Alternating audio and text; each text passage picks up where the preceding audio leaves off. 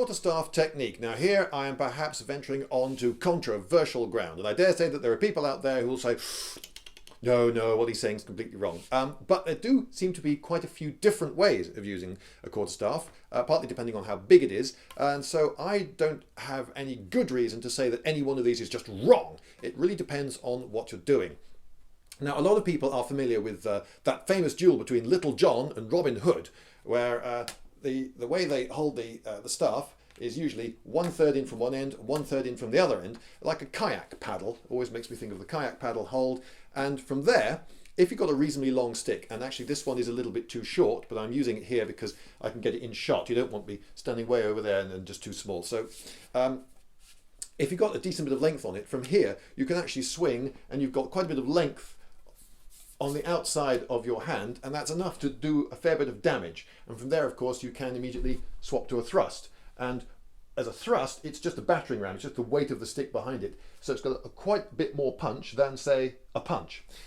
So it's an effective weapon to use 1/3, 1/3, 1/3.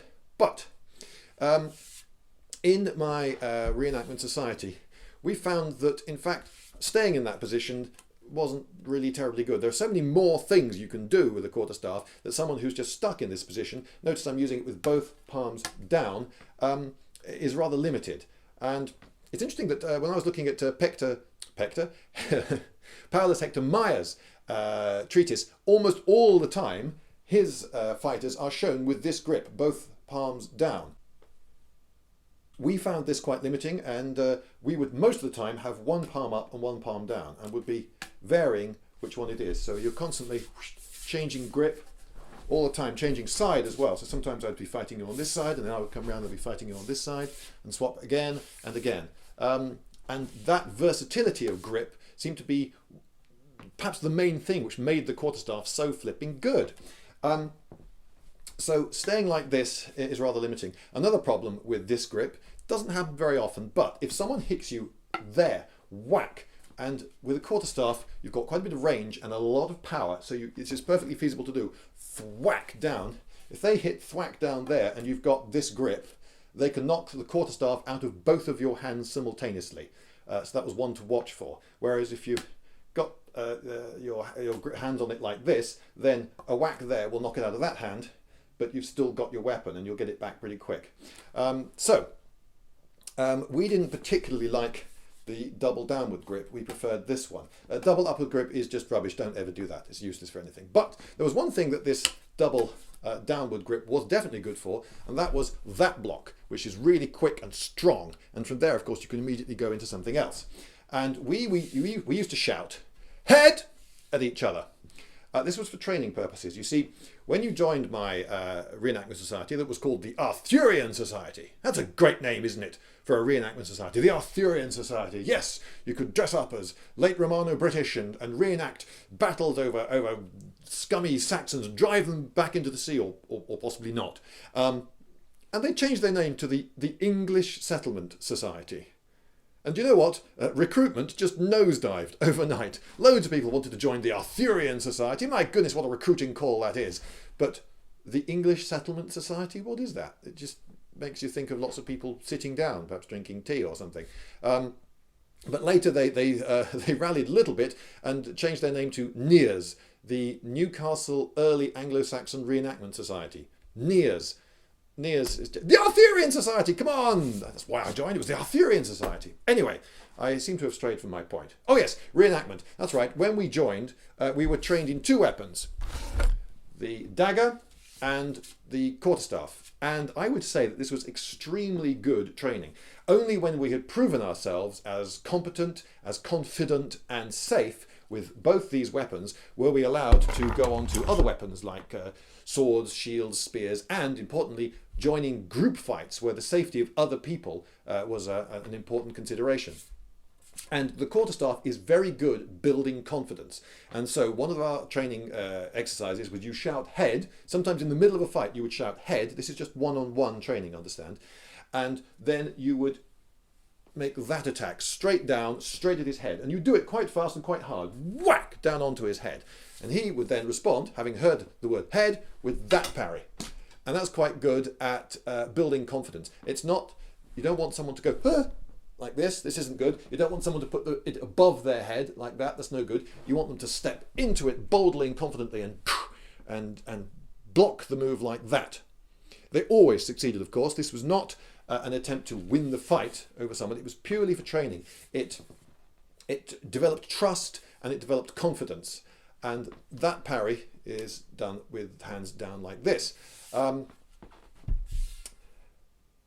But if you're swapping your hands a lot, spinning it round, attacking without end, bringing it over like that, going into a thrust, going under and to thrust the other way, it limits how long the quarterstaff can be. And we found that 7 foot, or about a foot taller than the user, was a handy length, so it's about that tall, was a handy length for a quarterstaff to be if you're using it in that way. If it's much longer, you have trouble because the ground keeps getting in the way of those moves, or you have to use up a huge amount of space on the floor, which makes it a little bit impractical. So we came up with about 7 foot as the ideal length for a quarterstaff, but it's quite clear from lots of other people that they've come up with different lengths of staff. Now, we progressed. Once we'd been accepted as having not necessarily mastered, but become confident and competent with the quarterstaff, we would then go on to spears, and then we would fight with spears. So spear is much longer and a little bit thinner, and with a spear, if you're using it without a shield on its own, you hold it quite definitely near one end. It gives you loads and loads of reach, more reach than I can actually show you here. So then, with quite a small movement, you can sweep a really big volume in front of you. So if an attack is coming in from the right, you just make actually quite a small movement to your right and you can parry it. And similarly comes in from the left, you can just do the little step, you can block it and parry it that way as well. And you get quite adept at parrying early. You see what the guy's up to and you intercept him early with this long stick and make quite small, quick movements and then counter. And once you get really good at that, then when you go back to the quarterstaff, you go, aha, right. So you grab your quarterstaff like this, you find that you go to the spear hold, and then you sort of stay there because you're actually quite happy with this. You can counter what the other guy's up to and thrust in, and all that big swinging stuff doesn't seem to be really necessary anymore.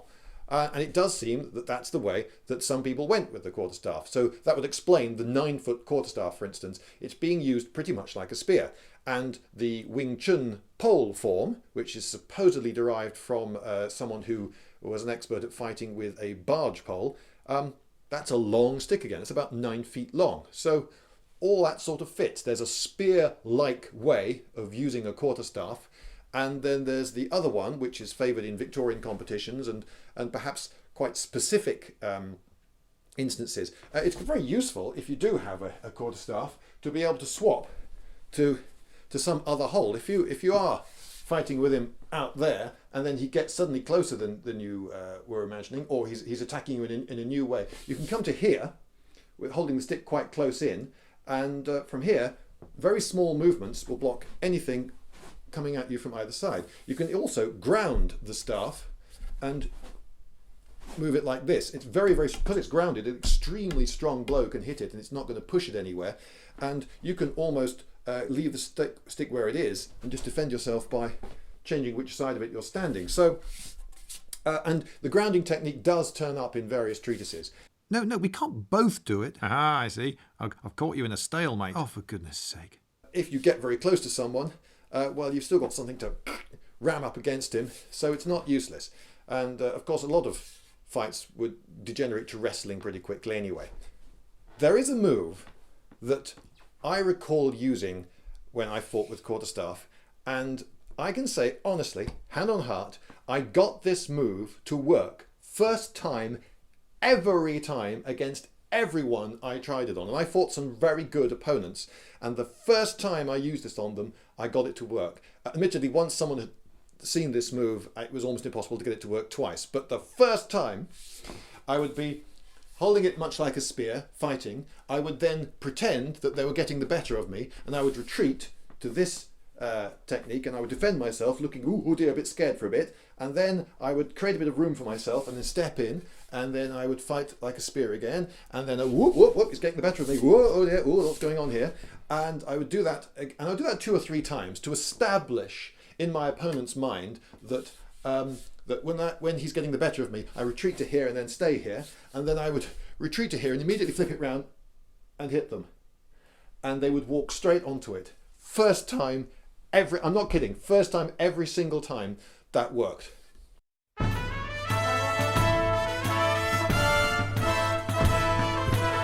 Lindybeige!